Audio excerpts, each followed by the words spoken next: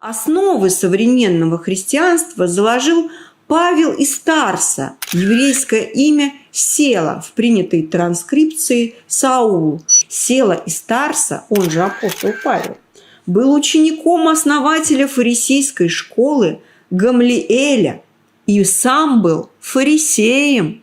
Проповеди Иисуса, которые для нас сакральны, для них они банальны. Как видим, христианство Павла, которое мы приняли, не сумело выполнить ни одного из этих условий. Ну, поэтому они до сих пор тыкаются в свою стенку плача и засовывают туда всякие записочки.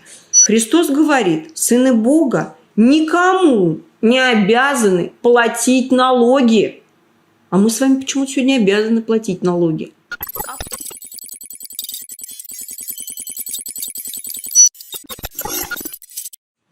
Здравствуйте, дорогие друзья! Мы с вами на канале «Перехват управления», и у нас в гостях снова и опять Светлана Додонова, член Союза журналистов России. Здравствуйте, Светлана. Здравствуйте, Виктория. Здравствуйте, уважаемые зрители.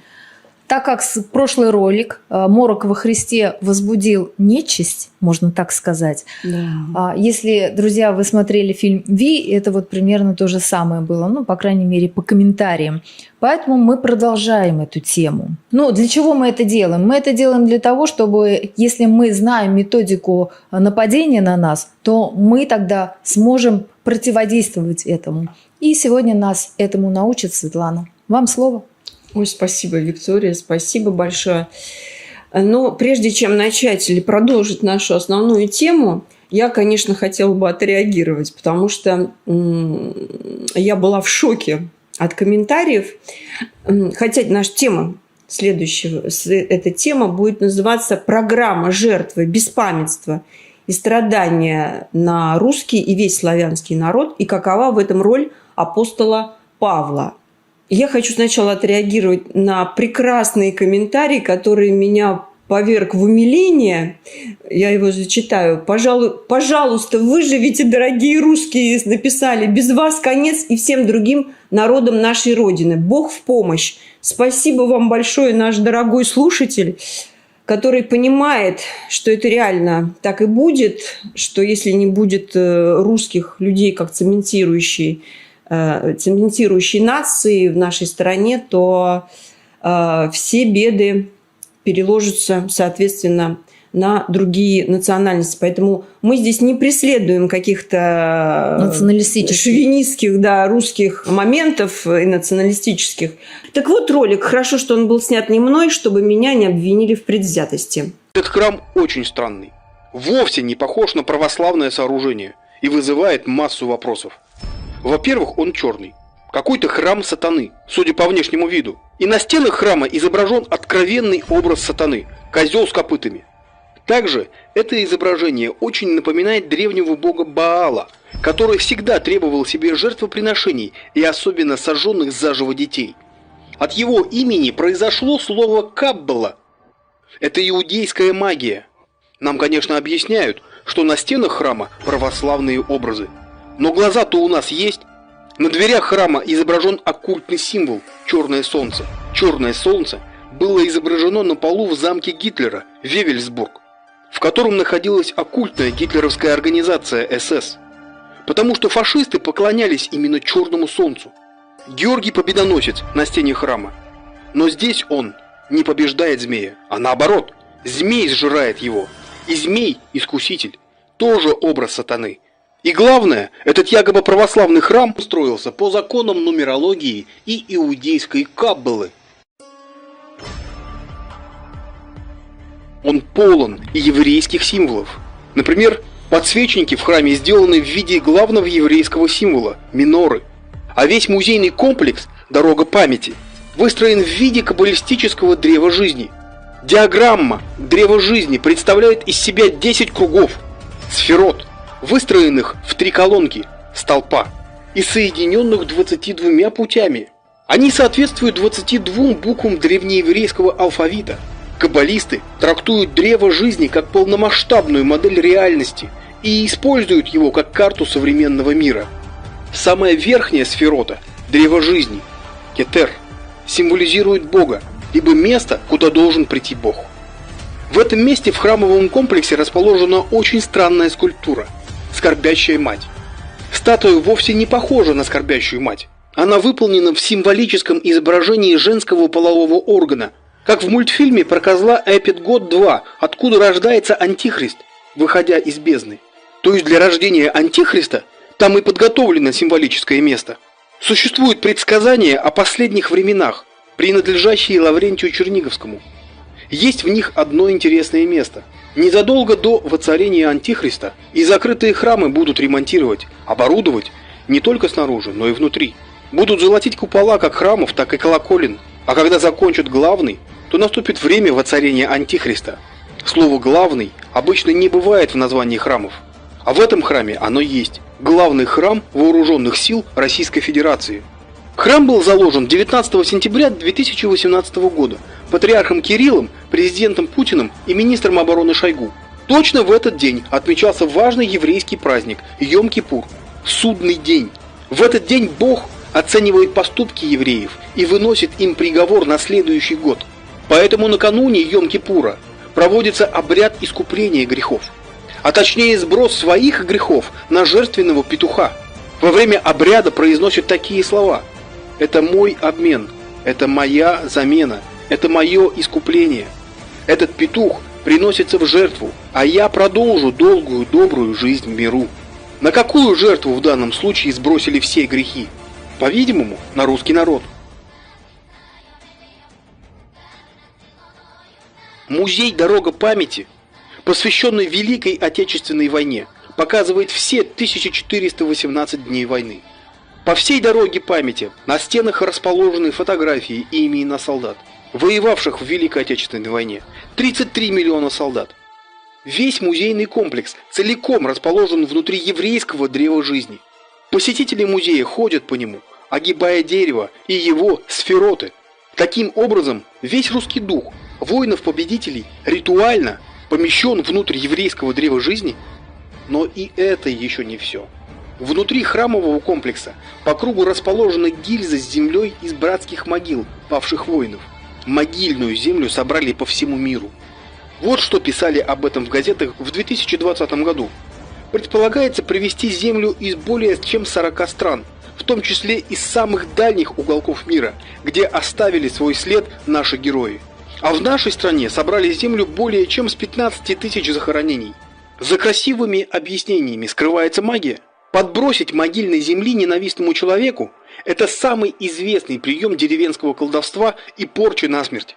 В данном случае она сделана опять же на русский народ. Так как понимать символы в этом сюжете? Каббалистическое древо жизни – религиозный символ бессмертия и плодородия. Просматривается, что на этом древе жизни символически распят, в каббалистическом древе жизни, весь русский народ. Как тогда и на кресте был распят Сын Божий, не соблюдавший суббот, шаббат и говоривший на санскрите. Получается, бессмертие еврейского древа жизни строится на искупительной жертве русских, украинских, белорусских и советских солдат, большинство из которых славяне. 22.06.2020 года РИА Новости, кресты и красные звезды, название было такое, что скрывает главный храм вооруженных сил. Вот что там было написано. Заходящего в храм встречает огромная в золоте фигура Христос воскресший на фоне сине-черного неба. Ночь только что воскресший Христос над градом Иерусалима одной рукой благословляет нас, другой держит запечатанный свиток, в котором тайны будущего века, рассказывает Леонид Калинин, возглавляющий экспертный совет РПЦ по церковному искусству. Красный цвет мученический, символизирующий пролитую кровь. Это не очень радостный смысл, хотя яркий, его используют в пасхальных службах, а зеленый – просто цвет полевой формы. Храм же военный, пояснил Калинин. С утверждением, что собор мрачный, архитектор категорически не согласен.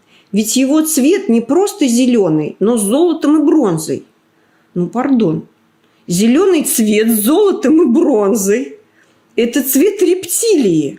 Хамелеоны, меняющие окрас в зависимости от времени суток. о чем говорят многие посетители храма. Именно такое ощущение он вызывает. А самое главное – золото и побольше. Да, и уж там золота столько, что мама не горюй. Так почему Патриарший собор назван не в честь Бога Вседержителя Саваофа, а во имя воскресения Христова? Во имя чего воскресения? Иисус в ночи, в лунном свете, и лик его темен, как и сам храм. Так кто скрывается за маской Иисуса Христа в таком странном храме? Возможно, неспроста эта фраза из Оригена: «Крест был двойным, и на этом кресте Христос и был распят, и восторжествовал».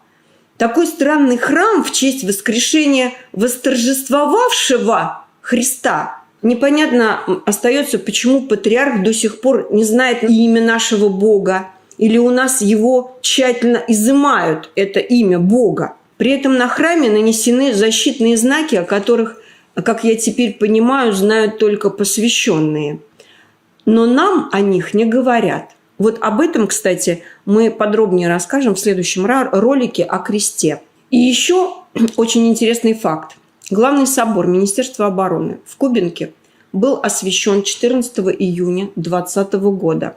Открыли его Путин, патриарх Кирилл и генерал Шойгу. После открытия храма 19 ноября 2020 года в газете «Коммерсант» появилась статья под названием «Храм будущей войны». Через полгода началась СВО. И это еще не все. Я знаю, тут недавно в одной из академий американских проводились учения штабные, и там гипотетически 2025 год разрабатывается ситуация, что Америка воюет с двумя государствами, Китаем и Россией, и причина войны как раз то, что Украина начала войну с Россией на стороне НАТО. 2025 год. Америка воюет с двумя государствами, Китаем и Россией. И поводом к этой войне станет то, что Украина на стороне НАТО начала войну с Россией. Вопрос, реальная ли эта дата? 2025 год. В 2020 году в английском журнале Economist, в 2019 году в этом журнале, а в 2020 году уже было написано: «Трамп на выход, Россия на войну». И тогда это тоже казалось нереальным. Об уготованной России в войне я писала в 2020 году на своей странице в Facebook. За год до этого в Ютубе мы делали интервью с Константином Сивковым «Россия на войну». Где-то за полгода до этого. И все это тоже казалось нереальным. Но это случилось. И если верить словам Лаврентия Черниговского, сказавшего, что в то время, когда будут реставрировать и строить золотые храмы, после того, как закончат главный, наступит время воцарения Антихриста. Так вот, главный храм построен.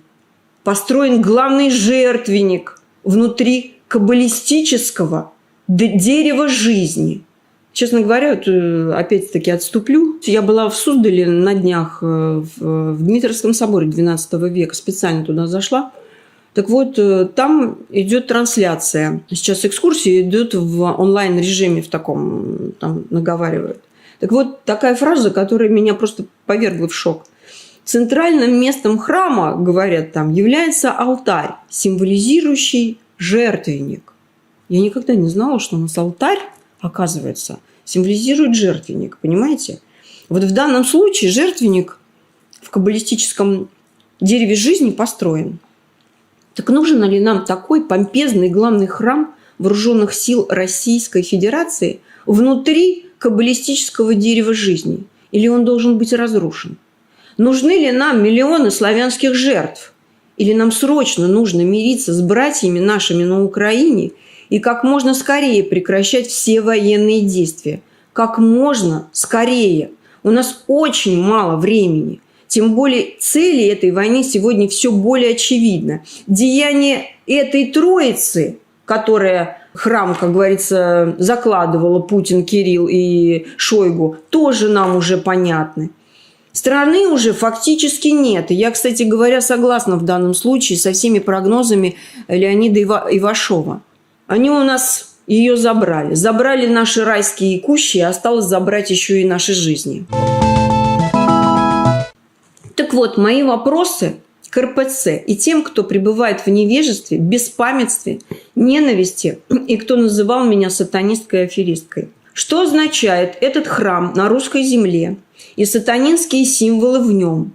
Почему русская православная церковь не дает оценку этому сатанинскому сооружению и, главное, его скрытому смыслу, гигантскому жертвеннику, сбросу грехов и программы жертвы на русского народа?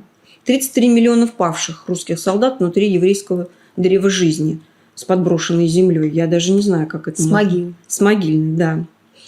Второе. Если Бог есть любовь, и Христос исповедовал заповеди, такие как «не убий», «непротивление злу насилием», подставь правую щеку, когда ударили по левой, то почему Иисус Навин, последователь Моисея, уничтоживший 5 городов и всех жителей до единого в них, считается в русской православной церкви праведным и святым? Третье. Как оценить аллегорический комментарий в гомилии Оригена, зачитанный в прошлом ролике мной, на книгу Иисуса Навина 1.3.2.1, часть 8, значит, это гомилий, о том, что произошло при разрушении Гая, и немного о его царе и двойном дереве. Как невежество церкви за 400 лет и неумение читать аллегории или сознательное умалчивание таких важных деталей и фактов. Кстати, Ориген греком не был. Это не греческий философ. Он был иудеем. И откуда я это знаю? Когда ты заходишь на еврейские сайты, там так и написано. Ориген был плодовитым философом, много сделавшим. Там не написано для нашего народа, но там написано большой вклад, внесшего в историю. Там же не всегда все пишется напрямую, как вот некоторые там не пишут. А вот где там написано в Евангелиях о том, что они пили кровь Иисуса? Да вам никогда об этом не напишут, что они пили кровь. Но вы сами как-то анализируете и делаете вывод. Следующий вопрос. Если Фредерик Манс, доцент экзегетики Нового Завета на францисканском библейском факультете в Иерусалиме, указывает, что ведущий богослов II века нашей эры Ириний Леонский в одном из своих толкований видит в Иисусе Навине образ Нового Завета, тогда в контексте с Оригеном совсем иной смысл приобретает фраза Христа, то есть титул Иисуса Навина. На путь к язычникам не ходить. То есть и разделение народа на две группы Иисусом Навином, о котором мы говорили. То есть христианские проповеди для иудейских язычников не были предназначены. Понимаете? Но об этом мы будем говорить еще отдельным роликом, в отдельном ролике. А дальше наша тема. 5 вопрос. Как случилось, что Русская Православная Церковь переняла и исповедует русским людям христианство не то греческое, о котором, помните, да, князь Владимир крестил Русь, и мы взяли это все от Византии, послов посылали в Грецию, в разные страны, и взяли греческое. А тут христианство, исторически возникшее из иудаизма времен Второго храма. Сам Иисус у нас еврей, его непосредственные 12 участников, последователи, апостолы, были по рождению и воспитанию, конечно, иудеями. И многие евреи и греки того времени воспринимали их в качестве одной из многочисленных иудейских сект. Как древняя иудейская секта стала основой русского православия, хотя крестилась Русь по канонам Византии. Вы можете почитать, зайти в Википедию, называется «Иудаизм и христианство». Почитайте, чтобы мне тут не распыляться. Далее, 6. Почему за столько лет РПЦ ничего не сказала о неоднократно упоминаемых в Писаниях эллинах, не изучала тексты эллинов, а только иудеев, хотя приняла Русь, опять-таки, христианство от греков? И один из отцов ранней церкви, архиепископ Константинополя Иоанн Златоуст известен своими антисемитскими идеями, собранных в его гомилиях. 7. Если Бог един и умер за грехи человеческие, как учит Русская Православная Церковь, то почему иудеи не молятся с русскими в одних храмах, не носят крест с распятием Христа, а носят звезду Давида, не признают религиозного движения евреи за Иисуса и, в частности, учения апостолов Павла и Петра? Многие ответы на эти вопросы об Иисусе, апостоле Петре, об истинном христианстве мы находим на сайте «Иудаизм и евреи». Я бы хотела сейчас об этом поговорить. Из цикла «Еврейская Тора и христианские миссионеры», цикл глав из одноименной книги автора Рава Арье Каплана. «Еврейская Тора», эта часть называется, и христианские миссионеры. Почему мы не христиане? Вот давайте почитаем, что пишет Рава Арье Каплан. Читаю прямо дословно почти. Почти 2 тысячелетия христианские миссионеры убеждали евреев принять их веру, но всякий раз терпели неудачу. Что двигало нашими предками? Почему они оказались столь неуступчивыми? В последнее время много говорят и пишут о ряде религиозных движений иудеи христианского толка. Одно из них, самое, пожалуй, громкое и деятельное – евреи за Иисуса. По всей видимости, небольшая группа евреев обнаружила нечто весьма привлекательное в догматах христианства, хотя подавляющее большинство еврейского народа, как и прежде, решительно отвергают эту религию. Но почему почти 2000 лет евреи столь упрямо отвергают протянутую руку? Чем плох для них Иисус? Другими словами, почему мы не христиане? Чтобы ответить на этот вопрос, взглянем на истоки христианского вероучения, об основоположнике которого сами христиане говорят, что он был еврей. Смотрите, как они пишут. Сами христиане говорят не точно, а то есть мы, христиане, говорим, а они так не говорят. Известно, что этот основоположник жил по еврейским законам, причем сроки его жизни пришлись на очень бурное время. Современниками Иисуса были величайшие мудрецы-талмудисты. Всего за одно поколение до него жил великий из закона учитель Гилей. Кстати, он основатель фарисейской школы и автор такой цитаты: «Если не я для себя, кто для меня?» То есть, понимаете, у нас-то другие учат христианство, да?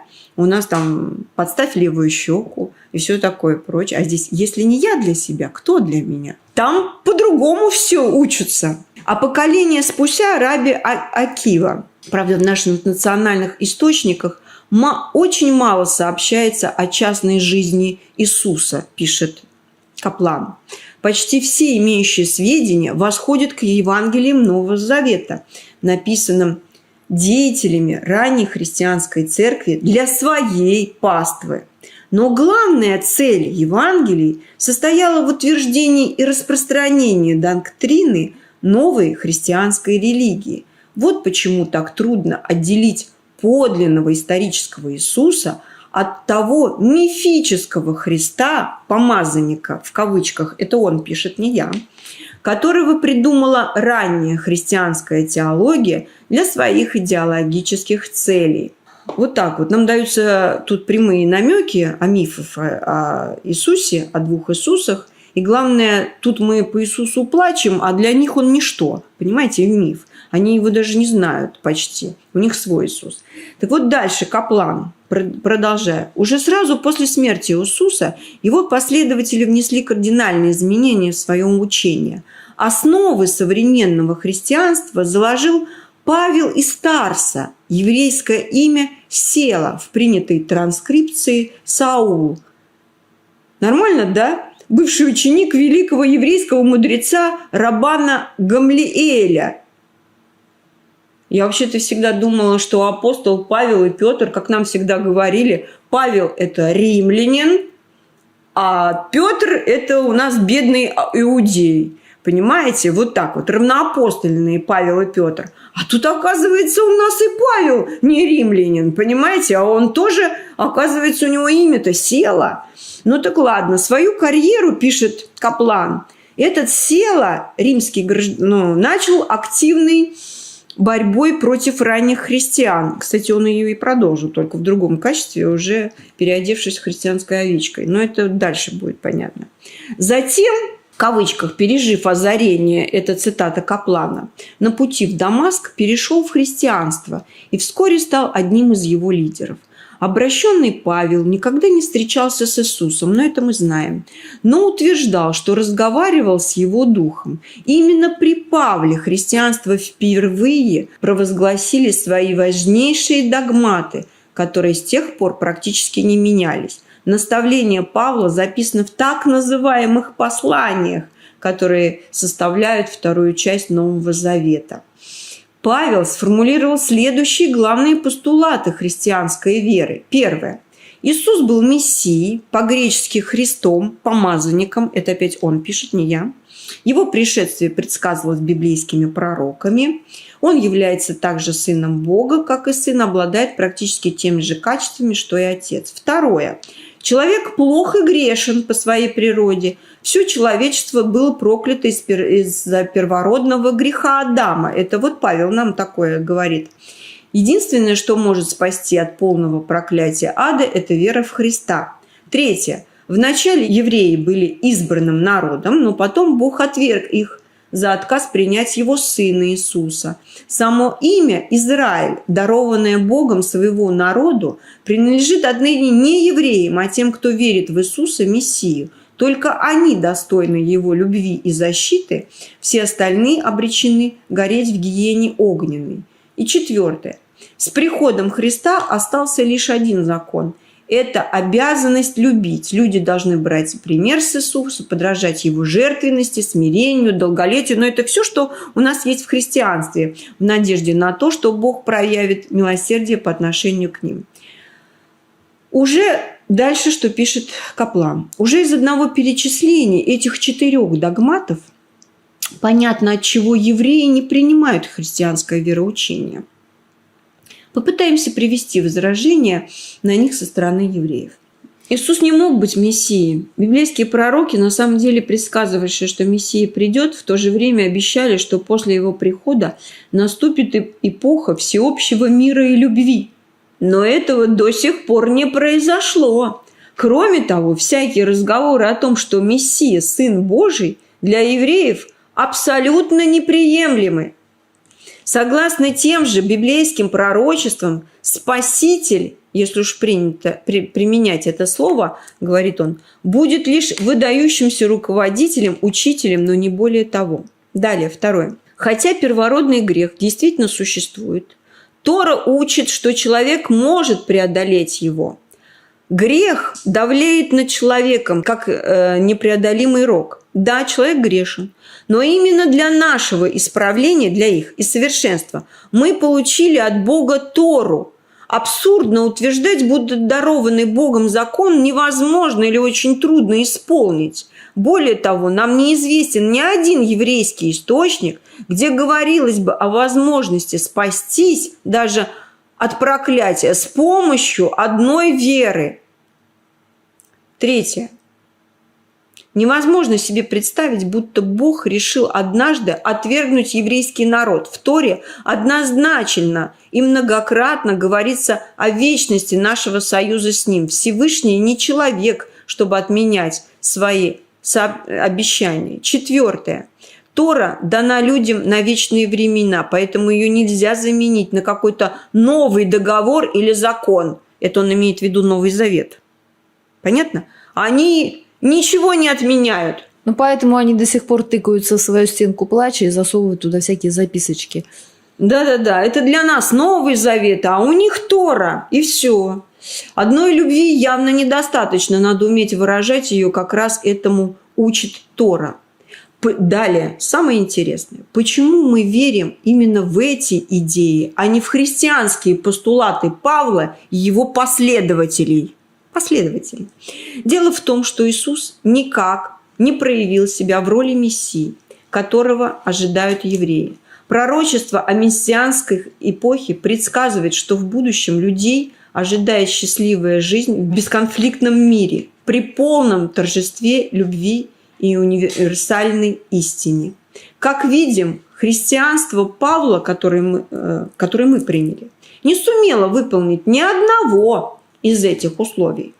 Христианство учит также, что Иисус был как бы двойником Бога, наделенным человеческой плотью. Евреи решительно отвергают такую концепцию.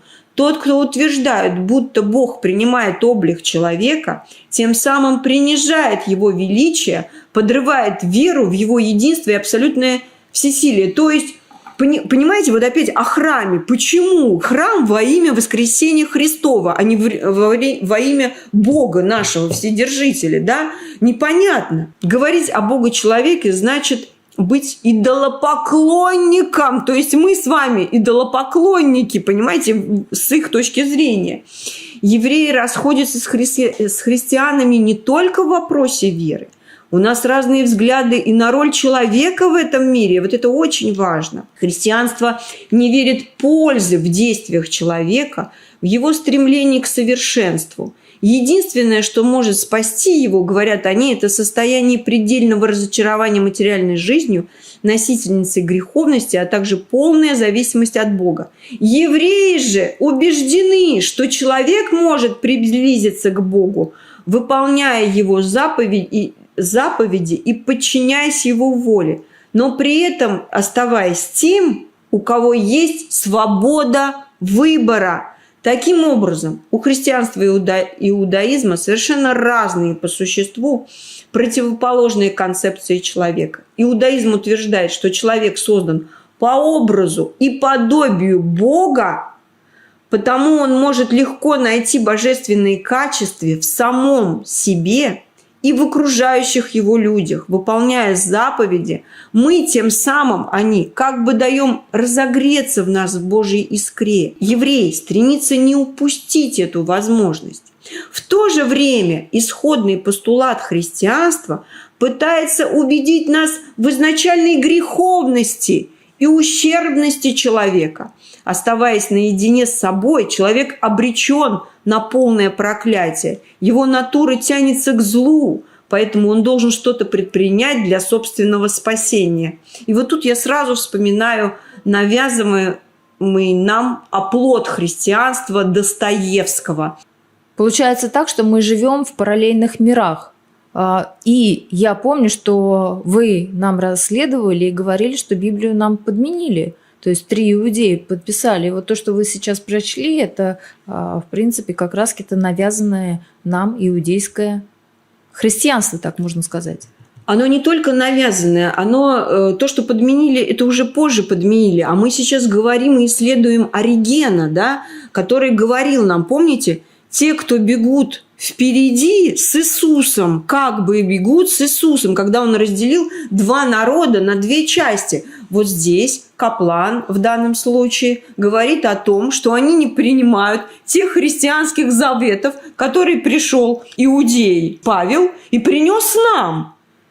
То есть, сейчас мы дойдем вот до этого, вы поймете всю суть, о чем я говорю. Просто дело в том, что я теперь понимаю, почему они над нами смеются, потому что мы, по сути дела, живем в параллельных мирах. Что ты сделал для собственного спасения? Таков первый вопрос христианства. Еврею такая постановка вопроса представляется бессмысленной. Она вообще далека от еврейского образа мышления, говорит он. Еврей формулирует вопрос по-другому. Как я могу служить Богу? Как мне соблюдать Его заповеди? Ибо главная цель иудаизма состоит в соблюдении законов Торы. Мы видим в человеке прежде всего, говорит он, его потенциальное величие. Величие, понимаете, а не греховность. Ибо только он один во всей вселенной наделен способностью исполнять заповеди и осуществлять волю Творца. Человек настолько плох, утверждают христиане, говорит он. Вот оно. Это учение Павла, что истинное служение Богу ему просто не по плечу. То есть, понимаете, они-то эту веру не взяли. Они-то это к нам ее принесли сюда. Тора слишком трудна для людей, поэтому им остается лишь верить в Христа и ждать спасения. Хотя ученики Иисуса были евреями, пишет далее Каплан, они не сумели убедить своих соплеменников в правоте новой религиозной доктрины. Уже в период своего зарождения христианство стояло ближе к язычеству. Понятно? Чем к иудаизму. Это он пишет, это не я говорю. К язычеству, оказывается, мы стояли. Вот это вот, то, что нам Павел-то принес. Шло время, но различия между этими двумя мировоззрениями не смягчились, а наоборот стали обостряться. Евреи все решительнее отвергали новые учения. Представители других народов с энтузиазмом пополняли ряды христиан. В результате христианство все больше превращалось в нееврейскую, а подчас антиеврейскую религию. Нормально. Христианство добилось немало успехов, но оно изменило ход истории. Но ему так и не удалось подчинить евреев. Народ Израиля цепко держался за Тору, продолжая идти своим уникальным путем. При всей банальности проповеди Иисуса с точки зрения Торы, банальности, понятно? Для них проповеди Иисуса, которые для нас сакральны, для них они банальны. Вот так вот. Они не Светлана, на самом деле надо, наверное, разобрать нам все эти 613 законов Торы, вот прям вот по порядку. Наверное, надо будет. Но давайте сначала скажем о главном для людей, чтобы они немножко от морока отходили. Они внесли неоспоримый вклад в формирование духовно-нравственных ценностей нееврейского мира. Конечно, они не внесли. Они нас изменили под них. Они сделали нас такими, какими им надо. Вот для чего нужно было учение Павла. Но любой еврей всегда знал, это опять к Каплану возвращаемся, что Тора дала ему уникальную связь с Богом. Все обнаруженное им в христианстве мешало этой связи, противоречивало ее сути. Именно поэтому еврейский народ веками отвергал христианскую догму и шел единственно правильным путем, предначертанным Богом, категорически отказывался сойти с него. Ну что, вот все ответы. Выводы напрашиваются интересные. Иудаизм видит в человеке прежде всего его потенциальное величие. А христианство от проповедей Селы и Стары под греческим именем Павел или апостола Павла формирует в русском человеке ущербность, комплекс греховности и изначальной вины.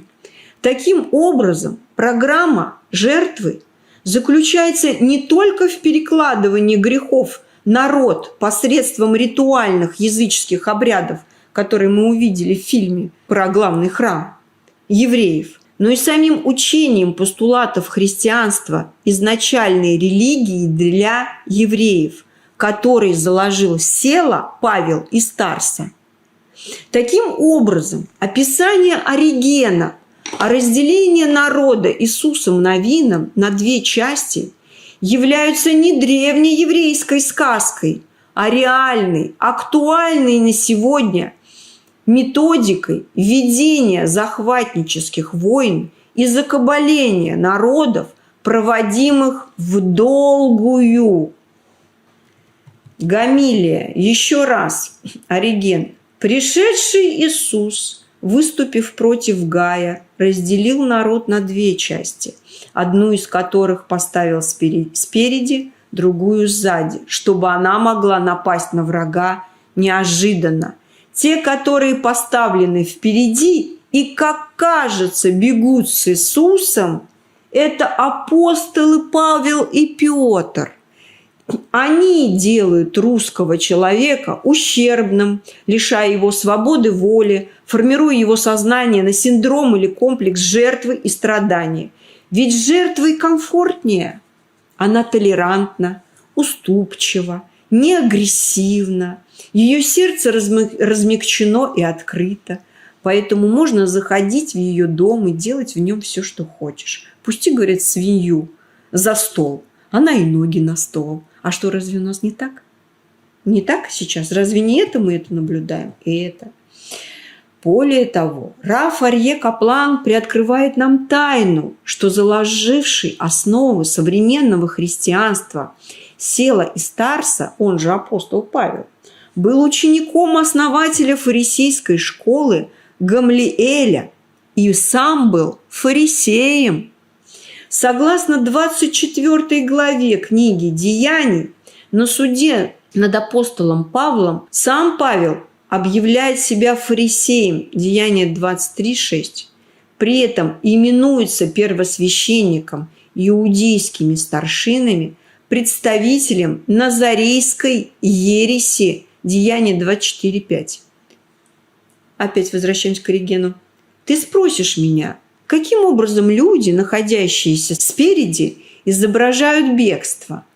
Более надлежащим, ибо поистине те, кто следует за Иисусом, как кажется, бегут от бремени и установления закона, от соблюдения субботы, обрезания плоти и заклания жертвенных животных. Но с другой стороны, кто идет за Христом, тот не убегает. Так вот, многие евреи, а также греки и римляне того времени воспринимали Павла и 12 апостолов в качестве одной из многочисленных иудейских сект. В секте сохранялись древний еврейский язык как священный, придерживались ветхозаветных обычаев, делали обрезание и соблюдали шаббат. Все как раз то, что описывает Ориген. Так какой же неоценимый вклад этой иудейской секты в веках для еврейского народа? Раф Арье Каплан говорит, исходные постулаты христианства убеждают нас в изначальной греховности и ущербности человека. Я еще раз повторяю это вам. Оставаясь наедине с собой, человек обречен на полное проклятие, его натура тянется к злу. Так вот, русские, и в частности русская интеллигенция, особенно после Никоновской реформы, если вся литература наша, это веками ищут в себе пороки, каются в своей греховности. Ведь так, да? Ведь поэтому у нас поднят флаг Достоевского про греховность человека, что мы должны там... Убил старушку и кайся теперь вовек. Даже если ты убил злую старуху-процентщицу, но ты будешь по гроб жизни. Всем должен. Тварь дрожащая, как бы это самое. Так вот, хочу я чем завершить. Статьей Льва Николаевича Толстого «Почему христианские народы вообще, и в особенности русские, находятся теперь в бедственном положении». Написал он это в 1907 году, но было опубликовано это в 1917 году только. Да? Спасибо, кстати, нашим зрителям, которые сказали: Светлана, почему вы не обратитесь к статье Льва Толстого? Как вот без зрителей, без нормальных зрителей мы без вас никак не можем. Так вот, что пишет Лев Николаевич Толстой. Я решила уже не от себя тяну, а прямо словами классика. Понимаете, он тут уже все проанализировал давно, только никто нам это не говорит почему-то, мало акцентирует внимание. Стоит только внимательно прочесть Евангелие, пишет Лев Николаевич, не обращая в них особенного внимания на все то, что носит печать суеверных вставок, сделанных составителями, вроде чуда Каны Галилейской, воскрешения, исцеления, изгнания бесов и воскресения самого Христа, а останавливаясь на том, что ясно, понятно и внутренне связано одной и той же мыслью, и прочесть затем хотя бы признаваемые самыми лучшими послания Павла, чтобы ясно стало то полное несогласие, которое не может не быть между вечным учением простого святого человека Иисуса, запутанным, высокопарным и подделывающим под существующее зло учением фарисея Павла. Та церковная вера, которую веками исповедовали и теперь исповедуют миллионы людей под именем христианства, есть не что иное, как очень грубая еврейская секта, не имеющая ничего общего с истинным христианством, покажется людям исповедующим на словах учение этой секты, не только невероятным, но верхом ужаснейшего кощунства. Вы меня спрашивали про Стерлигова, что он говорил. Вот, пожалуйста, вам, кто спрашивал меня про Стерлигова, как я отношусь. Лев Николаевич Толстой сказал, что Стерлигов прав. Необходимо прежде всего освободиться, продолжаю цитату Льва Николаевича, от того ложного и, главное, глубоко безнравственного учения, которое скрыло от нас истинное христианское учение. Учение это, скрывшее от нас учение Христа, есть то учение Павла, изложенное в его посланиях и ставшее в основу церковного учения. Учение Христа, как все истинно великое, проста, ясна, доступная и может быть выражена одним словом – человек – сын Бога. А сущность учения Павла искусственно, темна, совершенно непонятна для всякого свободного от гипноза человека, о чем мы и говорим, морок, самый настоящий. Сущность, даже Лев Николаевич пишет, что гипноз просто. Фанатики. Да. Сущность учения Христа в том, что истинное благо человека в исполнении воли Отца, воля же Отца в единении людей. А мы, к сожалению, разъединены, а они едины. Далее. Сущность учения Павла в том, что смерть Христа и его воскресение спасет людей от их грехов и жестоких наказаний, предназначенных Богом теперешним людям за грехи прародительские. Учение Христа – это суть учения Павла, о чем и говорит Каплан, кстати говоря. А учение Христа в том, что главная и единственная обязанность человека есть исполнение воли Бога, то есть любви к людям. Основа учения Павла та, что единственная обязанность человека – это вера, что Христос своей смертью искупил и искупает грехи людей. Вот именно на грех построена вся наша вот это православие. Грех, мы греховны и так далее и тому подобное. Апостол... Не православие все-таки, да, христианство. Лжехристианство. Да. То есть секты, которая почему-то стала для нас... Узаконенная. Да. Апостол оправдывает насилие, это опять цитата Льва Николаевича, казни и рабство. И он сравнивает. Христос говорит, не клянись, и кесарю отдавай только то, что кесарево, а то, что Богово, твоя душа, не отдавай никому. Павел говорит, всякая душа да будет покорна высшим властям, ибо нет власти не от Бога. Существующие же власти от Бога установлены. К Римлянам 13, 1 и 2.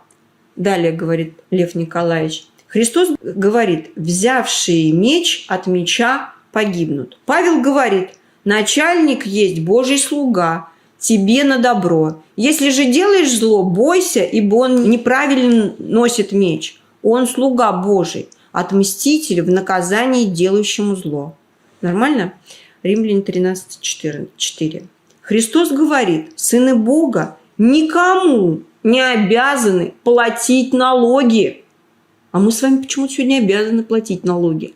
А Павел говорит, для сего вы и подати платите, ибо они Божьи служители, сим самым постоянно занятые. Интересно, Богу деньги нужны? Нет, Богу не нужны, Христос и говорит. И потому отдавайте всякому должное. Кому подать, кому оброк, кому страх, кому честь. Это Римляне 13, 6 и 7, говорит Павел. Вот Лев Николаевич все уже проанализировал давно за нас. Но не одни эти противоположные учения Христа и Павла показывают несовместимость великого всемирного учения, уясняющие то, что было высказано всеми величайшими мудрецами Греции, Рима и Востока, с мелкой, сектантской, случайной, задорной проповедью непросвещенного, самоуверенного и мелко тщеславного, хвастливого и ловкого еврея. Это он про Павла. Несовместимость эта не может не быть очевидна для всякого человека. Между тем, целый ряд случайных причин сделали то, что это ничтожное и лживое учение заняло место великого, вечного и истинного учения Христа и даже на много веков скрыло его от сознания большинства людей. Истинное учение, с первых я заканчиваю, шагов своих, извращенное павловским извращением, все более и более прикрывалось толстым слоем суеверий, искажений, лжепониманий и кончилось тем, что истинное учение Христа стало известно большинству и заменилось вполне тем странным церковным учением с папами, митрополитами, таинствами, иконами, оправданиями веры и так далее и тому подобное, которые с истинным христианским учением почти ничего не имеет общего, кроме имени. Слование костей и так далее. Да. Но здесь ведь дело в том, что мы с вами обязательно вернемся к истинному христианству. Я не зря задаю эти вопросы, закидываю вам тут потихонечку такие удочки. Вот. Значит, помимо Иисуса Христа была целая эллинская эпоха, целая вот этот скрытый от нас просто слой всего настоящего христианского учения. И христианство существовало давно, до распятия Иисуса Христа. У нас христианство почему-то отождествляется с тем, что вот распяли Иисуса Христа, и у нас произошло это христианство. А до этого, как будто до нашей эры, почему я и говорю, христианства не было. Да было оно до нашей эры христианства, задолго до распятия Иисуса Христа. И мы еще раз повторяем, кто этот был человек. Ну вот судя по тому, что говорит и Лев Николаевич Толстой, то, что мы проанализировали, Сын Бога, так же, как и мы, все дети Божии. Но это был, конечно, выдающийся человек, учитель того времени, которого, я думаю, распяли, переложив грех с одного рода на другой, понимая его некую уникальность. Вот. По поводу распяли его или нет, некоторые меня спрашивают, а вот Полторанин говорит о том, что Иисус Христос говорил на санскрите, но его не распяли. Вот. Что я могу сказать? Это, конечно, нужна отдельная встреча с Полтораниным, я готова с ним встретиться. Мы постараемся это сделать, надеюсь, Виктория, да, для наших зрителей специально. Вот. Но, понимаете, я думаю, все-таки, может быть, тот Иисус Христос и был спасен, хотя многое то, что говорит Полторанин, мне кажется, истинный и ложится с тем, что я исследую и показываю. Вот. Но кто-то был распят, однозначно, потому что иначе не было бы такого резонанса. А резонанс он был. И причем историки утверждают, что был такой Иисус Христос, которого распяли. Но где вот эта подмена понятий произошла? Кто такой Христос? Скажем так, есть троица, триада богов. Если брать индийские Пураны, да, то это Шива, Нараяна и Брахма. Вот Нараяна – это бог, это Христос по, может быть, славянски, да. Получается, что этот бог воплощается на земле много-много раз для того, чтобы спасти людей. Все правильно. Тем более мы с вами с санскриту, как вы видите, если мы опираемся на Жарникову, имеем отношение. Но если говорить о тех же евреях, иудеях, они и говорят, что мы не верим, что Иисус был Мессией. Он не Мессия. Они в это не верят. У них совершенно другой. Я просто не понимаю, почему нам, читая проповеди, говоря о том, что Бог един, вот я начинаю говорить с людьми, они говорят, Бог един. Но для них-то он не един. Нет, подождите. Не, ну слушайте, ну иудеи у нас много чего говорят, это не значит, что это так. Потому что, я скажу, потому что им противоречит его идеи, то, что он сюда принес. Они этого не хотят соблюдать. Например, что у нас сейчас творится? Братоубийство, да? Братоубийство – это что? Это явно уже не христианство у нас по всей земле идет.